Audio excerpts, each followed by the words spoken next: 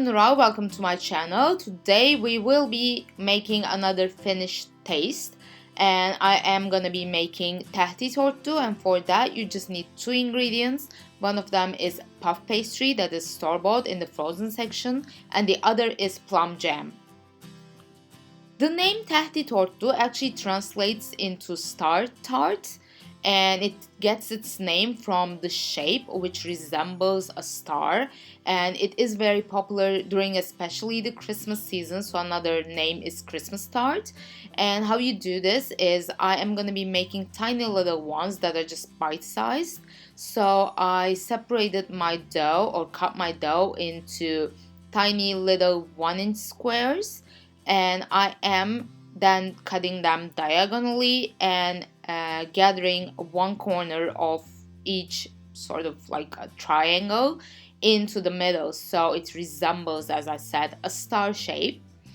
And the reason I'm doing this so small is because the bite-sized ones are really fun to make and also really fun to eat.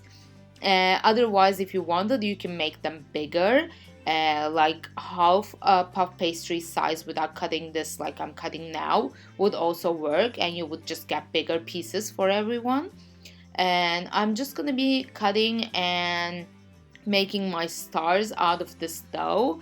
And the reason that today I have a taste video is because last week when I asked on Instagram whether you wanted unlock photography or food, the results were 53 to 47%. So almost half of you also wanted to see me cook. So here is the cooking video that I didn't upload last week.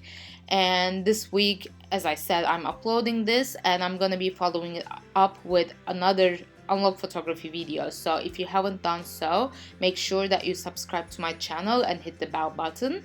And you can also follow me on Instagram from Nural_IDR or my Facebook account Life in the Clouds. So I'm just gonna continue doing these stars, and then I'm gonna be showing you the next steps.